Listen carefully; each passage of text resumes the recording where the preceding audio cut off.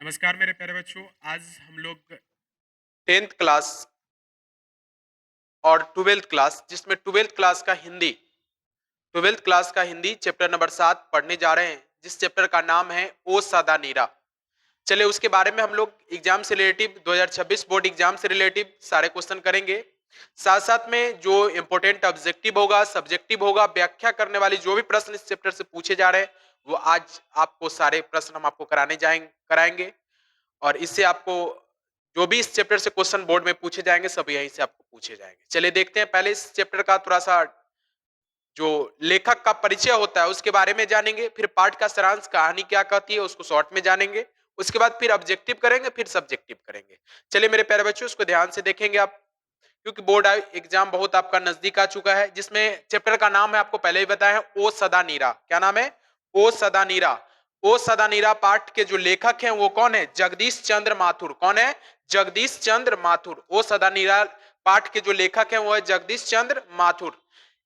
इनका जन्म कब हुआ था? जगदीश चंद्र माथुर का जन्म कब हुआ था? तो 16 जुलाई 1917 को शाहजहांपुर उत्तर प्रदेश में हुआ था। यह भी याद रखिएगा, क्योंकि आपको अगर ऑब्जेक्टिव बिहार बोर्ड से रिलेटिव अगर कोई प्रश्न उठाते हैं हिंदी से, तो आपको पाठ परिचय जानकारी और याद रहना बहुत ही जरूरी है।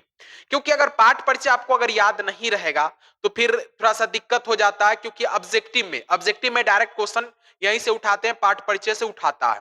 कहानी से कुछ क्वेश्चंस रहते हैं, ज्यादातर जो है कहानी से सब्जेक्टिव में पूछे जाते हैं। तो आप पाठ परिचय को जरूर ध्यान देंगे, इसीलिए हम आपको सारा पाठ परिचय पढ़ा देते हैं कि आप एक बार एक वीडियो को देखें और आपका जो है वन शॉट में मतलब एक चैप्टर क्लियर हो जाए और उससे कोई भी प्रश्न न छूट पाए। देखिएगा मेरे प्यारे बच्चों, जगदीश चंद्र माथुर का जन्म कब हुआ था? तो 16 जुलाई 1917 को हुआ था। क्वेश्चन पूछ सकता है कि कहां हुआ था? तो शाहजहांपुर उत्तर प्रदेश में हुआ था। इनका निधन कब हुआ था जगदीश चंद्र माथुर का? तो हुआ था 14 मई 1978 को हुआ था। और इन्होंने शिक्षा कहां से ग्रहण किया था? तो एमए किया था। कौन सा भाषा में? अंग्रेजी भाषा में। क्वेश्चन ऐसे ही पूछ सकता है मेरे प्यारे बच्चों कि जगदीश चंद्र माथुर एमए किस भाषा में किए थे, या ऐसे भी पूछ सकता है कि अंग्रेजी जो किए थे वो कौन सा भाषा, तो एमए जो था अंग्रेजी भाषा में किए थे। किस विश्वविद्यालय से किए थे? तो इलाहाबाद विश्वविद्यालय से किए थे। उसके बाद 1941 में आईसीएस परीक्षा उत्तीर्ण, परीक्षा के लिए अमेरिका गए और उसके बाद बिहार में शिक्षा सचिव हुए। मतलब जब इन्होंने एमए किया तो एमए किस भाषा में किया था? तो एमए जो था इंग्लिश भाषा में किया। उसके बाद क्या चीज की परीक्षा और किस विश्वविद्यालय से किया? तो इलाहाबाद विश्वविद्यालय से। उसके बाद 1941 में क्या चीज की परीक्षा? तो आईसीएस परीक्षा जो है पास किए, उत्तीर्ण हुए थे। उसके बाद प्रशिक्षा के लिए कहां गए थे? अमेरिका गए थे। और अमेरिका के बाद उन्होंने बिहार में क्या बने थे? तो बिहार में शिक्षा सचिव बने थे। क्या बने थे? शिक्षा सचिव बने थे। आगे देखिएगा मेरे प्यारे बच्चों, कार्य इनका क्या रहा? सन 1944 में बिहार के सुप्रसिद्ध संस्कृत उत्सव वैशाली महोत्सव का बीजारोपण किया था। ये याद रखिएगा कि सन 1944 में, कब? तो 1944 की बात है, जिसमें बिहार के सुप्रसिद्ध सांस्कृतिक उत्सव वैशाली महोत्सव का बीजारोपण किया था। ऑल इंडिया रेडियो में महानिदेशक रहे, फिर सूचना और प्रसारण मंत्रालय में हिंदी सलाहकार के पद पर भी कार्य किया। हार्वर्ड विश्वविद्यालय के विजिटिंग फेलो रहने के अतिरिक्त अन्य अनेक महत्वपूर्ण कार्यों से क्या किए? जुड़े रहे। ये सब इनका कार्य था कि अपने जीवन काल में जब ये सफल हुए तो उसके बाद इन्होंने क्या क्या किया। तो सबसे पहले आप याद रखिएगा कि जब ये अमेरिका से आए प्रशिक्षण लेकर, तो उसके बाद इन्होंने बिहार के शिक्षा विभाग में सचिव के रूप में कार्यरत हुए। उसके बाद इन्होंने 1944 में, सन 1944 में बिहार के सुप्रसिद्ध सांस्कृतिक उत्सव वैशाली महोत्सव का क्या किया? बीजारोपण किया था। फिर उन्होंने ऑल इंडिया रेडियो में महानिर्देशक रहे, फिर सूचना और प्रसारण मंत्रालय में हिंदी सलाहकार के पद पर भी इन्होंने कार्य किया था। फिर इन्होंने हार्वर्ड विश्वविद्यालय के विजिटिंग फेलो रहने के अतिरिक्त अन्य अनेक महत्वपूर्ण कार्यों से जुड़े रहे। ये सब इनका कार्य था जो कि किए थे। आप याद रखिएगा, क्वेश्चन आपको यहां से भी उठा सकता है। तो मेरे प्यारे बच्चों इसको ध्यान दीजिएगा। उसके बाद इनको सम्मान क्या क्या मिला? तो इनको सम्मान मिला विद्या विरिधि की उपाधि से विभूषित। उसके बाद कालिदास अवार्ड और बिहार राजभाषा पुरस्कार से सम्मानित किया गया। ये सब इनको क्या मिला था? सम्मान मिला था। जो इसमें पहला क्या था? विद्या वारिधि की उपाधि से विभूषित किया गया। फिर कालिदास अवार्ड इनको मिला और बिहार राजभाषा पुरस्कार से इन्हें क्या किया गया, सम्मानित किया गया। उसके बाद इनकी कृतियां क्या थी, तो 1936 में प्रथम एकांकी जो लिखे थे वो लिखे थे मेरी बांसुरी का मंचन व सरस्वती में प्रकाशन हुआ था, सरस्वती में प्रकाशन हुआ था। उसके बाद 5 एकांकी नाटकों का संग्रह भोर का तारा जो कि 1946 में प्रकाशित हुआ। इसके बाद ओ मेरे सपने यह हुआ था 1950 में। फिर मेरे श्रेष्ठ रंग एकांकी, उसके बाद कोणार्क 1951, बंदी 1954, उसके बाद शारदिया 1959, पहला राजा 1969। ये सब इनकी जो कृतियां थी वो प्रकाशित हुआ था। अपडेट को भी याद रखेंगे। उसके बाद दशरथ नंदन 1974 में, कुंवर सिंह के टेक 1954 में, गवन सवारी 1958 के अलावा 2 कठपुतली गारक भी लिखे। कठपुतली गारक भी इन्होंने लिखा था जिसमें 10 तस्वीरें और जिन्होंने जीना जाना में रेखांकित और संस्मरण है। परम प्राचीन नारद 1960 उनकी समीक्षा दृष्टि का परिचायक है। बहुजन संप्रेषण के माध्यम से जन साधारण पर विशिष्ट पुस्तक और बोलते क्षण निबंध संग्रह आदि इन्होंने इनकी कृतियां लिखे थे। ये सब लिखे थे इन्होंने। किसने लिखा था, तो जगदीश चंद्र माथुर ने। किसने लिखा था, जगदीश चंद्र माथुर ने लिखा था। चलिए देखिएगा आगे मेरे प्यारे बच्चों, पाठ का सारांश क्या, आप इसको याद रखिएगा। ये सब महत्वपूर्ण आपका टॉपिक है। पाठ का सारांश जानते हैं कि कहानी क्या है। कहानी के बारे में हम लोग पूरा जानेंगे कि कहानी क्या था, शॉर्ट में जानेंगे। फिर इसके बाद ऑब्जेक्टिव करेंगे हम लोग।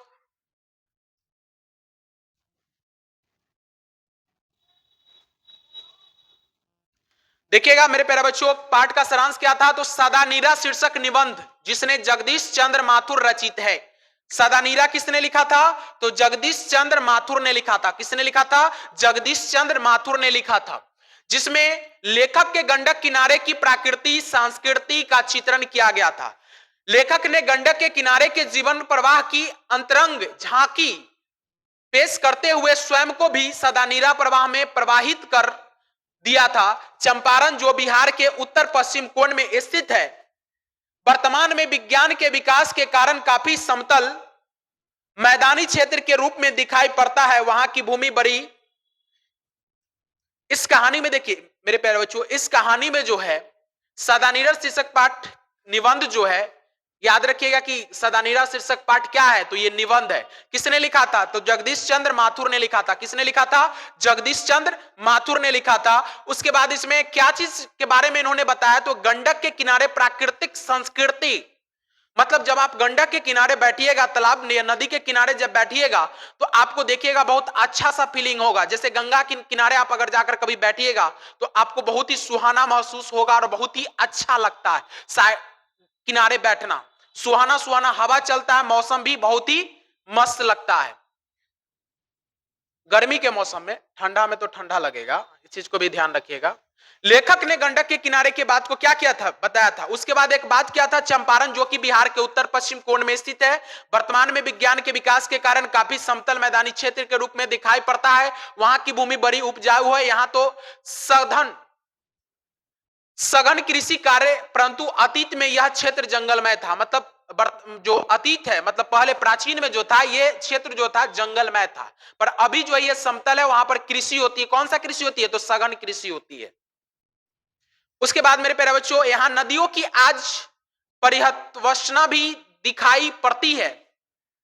जंगलों की कटाई के कारण यहां नदियां कभी सूखी जैसी हो जाती थी और कभी जल प्रलय उत्पन्न करने वाली। इसी नदी के किनारे किनारे बुद्ध, मल्लो, मोयो और शाक्यों को उपदेश देने जाया करते थे। यहां 12वीं शताब्दी से 300 वर्षों तक कर्नाटक वंशीय राजा का शासन रहा और 1325 ईस्वी में गैसुद्दीन के आक्रमण से कर्नाटक वंशीय राजा हर सिंह देव को नेपाल भागना पड़ा था। तब से जंगल कटने का जो क्रम शुरू हुआ वह आज तक चल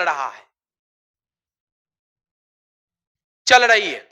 आज चंपारण क्षेत्र में प्राचीन और नवीन दोनों ही निवासी वास करते हैं। इसी क्रम में धांगर लोग भी यहां आए जो कि आदिवासियों किस्म के लोग थे। भुइयां भी इसी से मिलती जुलती जाती है। ये सब नील की खेती के लिए लाए गए थे। बाद में ये यहीं के वासी बन गए। थारुओं और घंगरों के साथ यहां बांग्लादेशी शरणार्थी भी शरण लिए हुए हैं। थारू जाति के लोग परिश्रमी होने के साथ साथ बड़े कला प्रेमी या कलाकार भी होते हैं। मतलब जो थारू जाति होते हैं, वो थारू जाति के जो लोग होते हैं बहुत ही परिश्रमी होते हैं। और इनको जो यहाँ नील की खेती कराने के लिए लाया गया था और यहीं का क्या बन गए, वासी बन गए। उसके बाद देखिएगा मेरे प्यारे बच्चों,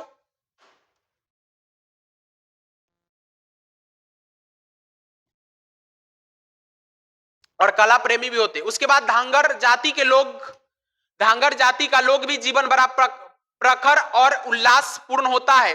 उनकी संस्कृति बड़ी माधुर और सिंहद है। चंपारण क्षेत्र में बेतिया राज की जमींदारी में अंग्रेज ठेकेदार बन गए। शुरू हो गई नील की खेती। एक और अंग्रेज मालोमाल हो गया, दूसरी ओर स्थानीय किसान कंगाल किसान नील की खेती के लिए मजबूर कर दिए गए। आतंक, दैन्य और बेबसी के बीच 1917 ईस्वी में गांधी जी का आगमन हुआ और अंग्रेजों के विरुद्ध आंदोलन का शंखनाद हो गया।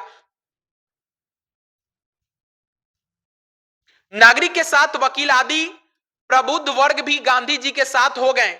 चंपारण क्षेत्र में भितहरवा का स्थान महत्वपूर्ण है। यहां पहले एमन साहब नामक अंग्रेज का बड़ा आतंक था।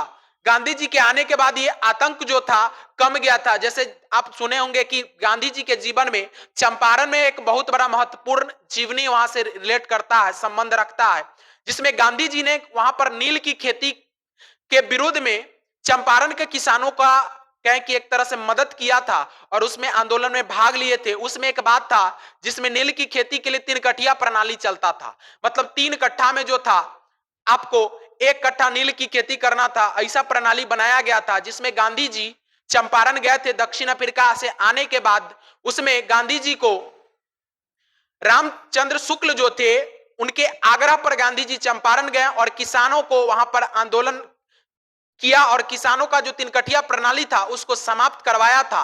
और गांधी जी ने किसानों के लिए वहां पर बहुत सारे आंदोलन भी चलाए जिसमें बहुत सारे लोग शामिल हुए और गांधी जी का सपोर्ट किया। और गांधी जी का राजनीतिक जीवन जो था चंपारण से ही शुरू हुआ था। वहीं से उनका जो था फेस वैल्यू मतलब चमक, राजनीति चेहरा जो होता है वहीं से उनका चमका था। उसके बाद चंपारण क्षेत्र में एक बात किया गया है जिसका नाम है भितिहरवा स्थान का भी जिक्र इसमें किया गया है जो कि महत्वपूर्ण है। यहां पहले किसका था, यहां पहले एमन साहब नामक अंग्रेज का बड़ा आतंक था। एक था एमन साहब जिसका बहुत बड़ा आतंक था भितिहरवा जो कि चंपारण में पड़ता है।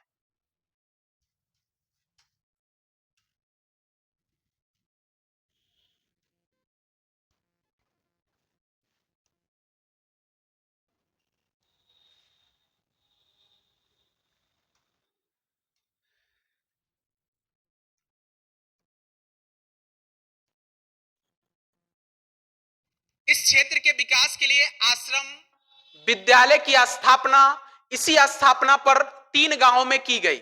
मतलब इस क्षेत्र के विकास के लिए यहां पर आश्रम विश्वविद्यालय की स्थापना भी किया गया था। इसकी स्थापना 3 गांवों में की गई। मतलब 3 गांवों में इसकी स्थापना जो था किया गया था। बरहरवा विश्वविद्यालय, दूसरा था मधुबन विश्वविद्यालय और तीसरा था भितिहरवा विश्वविद्यालय, जिसमें 3 विद्यालय का नाम है। जिसमें पहला था बरहरवा विद्यालय, दूसरा था मधुबन विद्यालय और तीसरा था भितिहरवा विद्यालय। ये तीनों विद्यालयों को क्या किया गया था, निर्माण किया गया था 3 गांव में, जो यहां के लोग क्या हो, विकसित हो। आगे देखिएगा, बरहरवा विद्यालय का संचालन श्री बब्बन जी गोखले करते थे। जो पहला गांव था उस गांव में बरहरवा विद्यालय था जिसका जो संचालन था वो कौन करते थे, श्री बब्बन जी। कौन करते थे, श्री बब्बन जी करते थे। उसकी पत्नी अवंतिका बाई गोखले करते थे। मधुबन विद्यालय का संचालन जो था नरहरि पारिख और उनकी पत्नी द्वारा किया जाता था। मतलब बरहरवा विद्यालय का जो संचालन था वो श्री बब्बन जी गोखले करते थे। साथ साथ में उनका जो साथ देती थी उनकी पत्नी थी जिसका नाम था अवंतिका बाई गोखले। उसके बाद जो था इसमें इसका मधुबन विद्यालय का जो था, मधुबन विद्यालय का संचालन जो था नरहरि पारिक करते थे और उनकी पत्नी द्वारा किया जाता था। उसके बाद था भितिहरवा विद्यालय का जो संचालन था डॉक्टर देव तथा सोपन जी करते थे। कौन करते थे? डॉक्टर देव और सोपन जी करते थे। याद रखेंगे मेरे प्यारे बच्चों कि भितिहरवा विद्यालय का जो संचालन था डॉक्टर देव तथा सोपन जी करते थे। पुंडलिक जी भी बाद में आए। कुछ दिनों तक स्वयं कस्तूरबा भी वहां रही। मतलब ये सब जो थे भितिहरवा विद्यालय का जो था संचालन में सहयोग किया और इस विद्यालय को चलाने में जो था सहयोग किए। भितिहरवा के पास ही रामपुरवा है। भितिहरवा के पास ही एक गांव है जिसका नाम है रामपुरवा, जहां 2 अशोक स्तंभ है। जहां कितने स्तंभ है? 2 अशोक स्तंभ है। ये सब जगह कहां है? ये सब जगह है चंपारण में। तो चंपारण में एक जगह है जिसका नाम है भितिहरवा। क्या नाम है? भितिहरवा। उसी जगह एक जगह है जिसका नाम है, उसी के पास में रामपुरवा। क्या है? रामपुरवा, जहां 2 अशोक स्तंभ है। कितने अशोक स्तंभ है? 2, जिसमें एक पर सिंह और दूसरे बैल का चिन्ह है। एक पर किसका चिन्ह है? तो एक पर जो है सिंह का और दूसरे पर किसका है? बैल का चिन्ह है। गंडक नदी के किनारे कई बौद्ध तीर्थ स्थल है। मतलब यहां पर जो गंडक नदी है उसके किनारे में कई बौद्ध तीर्थ स्थल भी बनाया गया है। कुशीनगर, लौरिया, नंदन, गंडक, वैशाली आदि। गंडक को नारायणी भी कहा जाता है। मतलब जो कुशीनगर हो गया, कुशीनगर, लौरिया, नंदन, गंडक, वैशाली में आदि, ये सब जो है ये सब गंडक को नारायणी भी कहा जाता है। ये सब गंडक को क्या कहा जाता है? तो नारायणी भी कहा जाता है। आगे देखिएगा मेरे प्यारे बच्चों, गंडक को नारायणी भी कहा जाता है। रामपुरवा भी बौद्ध तीर्थ स्थल हो सकता है। रामपुरवा भी क्या है? बौद्ध तीर्थ स्थल हो सकता है। नंदनगढ़ का विशाल बौद्ध स्तूप बड़ा प्रसिद्ध है। इसी के माध्यम से बुद्ध और उनके अनुयायी लुम्बिनी और नेपाल जाते थे। लोरिया से दक्षिण बढ़ने पर अरेराज और केसरिया और फिर वैशाली है, सभी बौद्ध केंद्र रहे हैं। ये सब क्या थे? ये सभी जो थे बौद्ध का केंद्र रहे हैं। लिच्छवी गणराज्य वैशाली बौद्ध धर्म का बड़ा तीर्थ स्थल रहा है। लिच्छवी जो है वैशाली बौद्ध धर्म का सबसे बड़ा तीर्थ स्थल है। लिच्छवी जो है आपको वैशाली जिला में ही पड़ता है, जो कि बौद्ध तीर्थ, बहुत बड़ा बौद्ध तीर्थ स्थल भी ये रहा है। जैन धर्म के महावीर तीर्थक यही की उपज हुए। हिमालय की तराई क्षेत्र में भैंसा लोटन है। हिमालय की तराई क्षेत्र में क्या है? तो हिमालय के तराई क्षेत्र में भैंसा लोटन है। क्या है? भैंसा लोटन है, जो कि घड़ियालों का बड़ा निवास केंद्र है। थोड़ी सी दूरी पर तमसा नदी भी है जहां वाल्मीकि आश्रम है। सोनपुर का हरियर क्षेत्र भी तो गंडक के किनारे ही है। सोनपुर मेला का नाम आप सुने होंगे। अभी से कुछ दिन पहले सोनपुर मेला लगा हुआ भी था और सोनपुर मेला बड़ा प्रसिद्ध मेला था, बिहार का सबसे प्रसिद्ध मेला था। और ये जो था पशुओं के लिए प्रसिद्ध था, इसे पशुओं का मेला माना जाता था। और ये भी जो मेला है ये गंडक के किनारे ही है, जो कि सोनपुर हरिहरनाथ क्षेत्र इसको बोल सकते हैं। हरिहरनाथ, सोनपुर का हरिहरनाथ क्षेत्र है जो कि गंडक के किनारे है। इस प्रकार अतीत से अब तक गंडक किनारे का क्षेत्र न जाने कितने उत्थान पतनों को देखा है। गंडक किनारे नगर, खेत, खलिहान, तीर्थ, मंदिर, मठ के साथ बहुत से ताल तलियां है। इन्हीं तालों में एक ताल है सरयामन। यह बेतिया से 4 मील दूर जंगल के किनारे स्थित है। यहाँ का जंगल भी बड़ा क्या है? मनोहर है।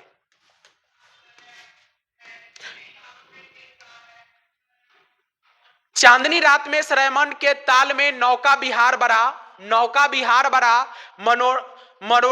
मनोरम है। भैंसा लोटन के पास एक बड़ा जल विद्युत केंद्र बनने की योजना है। इस प्रकार पाठ में लेखक ने गंडक के किनारे की संस्कृति और प्रकृति का बड़ा मनोरम चित्रण किया है। इस क्षेत्र के अतीत और वर्तमान का चित्रण कर लेखक और अपने गहन ज्ञान का परिचय दिया है।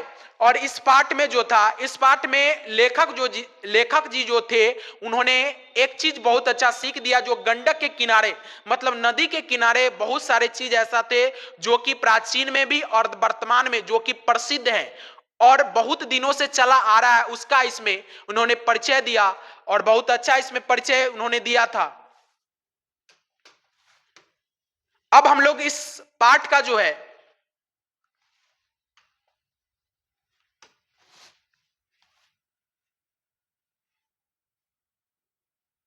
प्रश्न करेंगे, सप्रसंग व्याख्या वाले पहले प्रश्न करेंगे।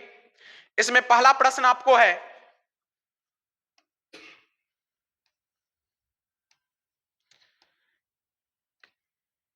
सप्रसंग व्याख्या करें, जो कि प्रश्न पूछते हैं हिंदी में। इसका पहला प्रश्न करेंगे कि कैसी है चंपारण की यह भूमि, मानो विस्मृति के हाथों अपनी बड़ी सी बड़ी निधियों को सौंपने के लिए प्रस्तुत रहती है। यह पहला प्रश्न है जिसकी आपको व्याख्या करना है। इसका जो आंसर है, इसको लिखने का तरीका होता है कि प्रस्तुत गद्यांश जगदीश चंद्र माथुर लिखित कौन सा पाठ है, ओ सदा नीरा पाठ से लिया गया है, जिसमें लेखक ने विस्मृत हो रहे चंपारण के महत्व पर लोगों का ध्यान आकर्षित किया है। मतलब चंपारण में जो महत्वपूर्ण सारे चीज है उसकी ओर जो लेखक है उन्होंने ध्यान आकर्षित कराने का प्रयास किया है।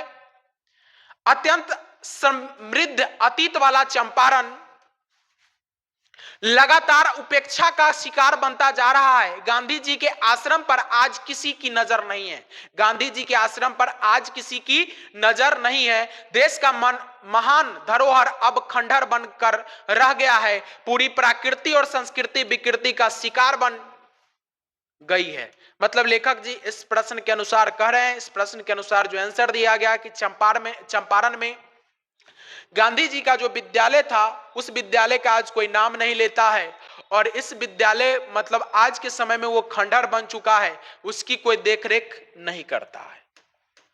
उसके बाद दूसरा, वसुंधरा और भोगी मानव और धर्माद मानव एक ही सिक्के के दो पहलू हैं। प्रश्न है कि वसुंधरा भोगी मानव और धर्मांध मानव एक ही सिक्के के दो पहलू हैं।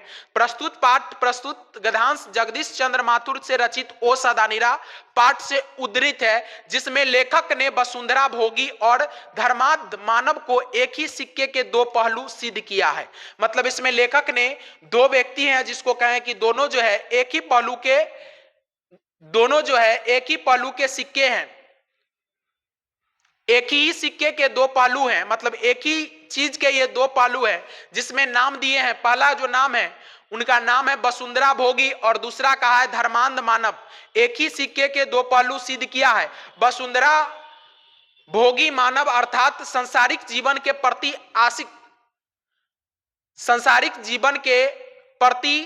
आस्तिक रखने वाले, जिस प्रकार मौज मस्ती को ही जीवन का अभिष्ट मानते हैं, उसी प्रकार धर्मांध मानव आंख मूंदकर ईश्वर या धर्म के प्रति आस्थावान होते हैं। मतलब इनका कहने का अर्थ है इसमें कि ये जो लेखक जी हैं वसुंधरा भोगी और धर्मांध मानव को एक ही सिक्के के दो पहलू सिद्ध किया है। कैसे?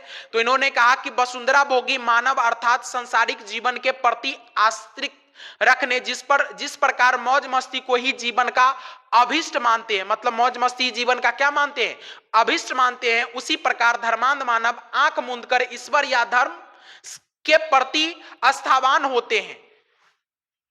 ये आपको इन्होंने सिद्ध किया दोनों व्यक्ति के बारे में कि दोनों का कहने का तरीका एक ही था, पर जो उसकी बात थी सेम ही थी। उसके बाद प्रश्नोत्तर है, चंपारण क्षेत्र की बाढ़ प्रचंडता के बढ़ने के क्या कारण है?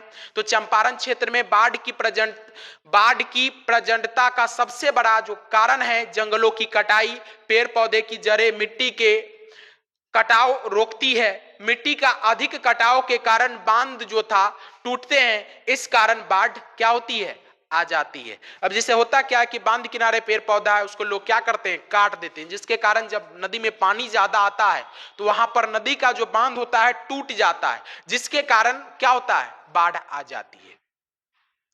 अगला प्रश्न मेरे प्यारे बच्चों कि इतिहास में कीमियाई प्रक्रिया का क्या अस्य है? तो कर्नाट वंश के राजा कर्नाट वंश के राजा दक्षिण भारत के थे। वे चंपारण या मिथिला में विजय यात्रा के क्रम में आए थे, यही बस गए। यही तो कीमियाई प्रक्रिया है, मतलब आए कहीं से और बस गए यहीं से, यही तो कीमियाई प्रक्रिया है। दूसरे क्षेत्र के लोग जब किसी अन्य क्षेत्र में बस जाते हैं और वहां की सभ्यता, संस्कृति तथा इतिहास का अंग बन जाते हैं, तो इसे कीमियाई प्रक्रिया कहते हैं। इसी को क्या कहते हैं? कीमियाई प्रक्रिया कहते हैं।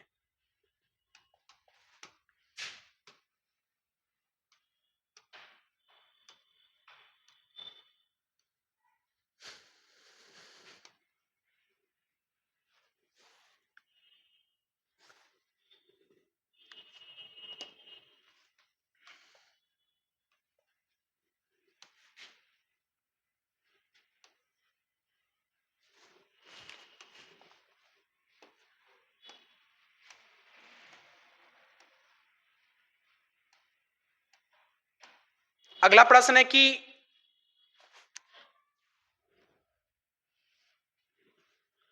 धांगर शब्द का क्या अर्थ है? धांगर शब्द का अर्थ होता है भारे का मजदूर। क्या होता है? भारे का मजदूर। धांगर शब्द का होता है भारे का मजदूर। इन्हें 18वीं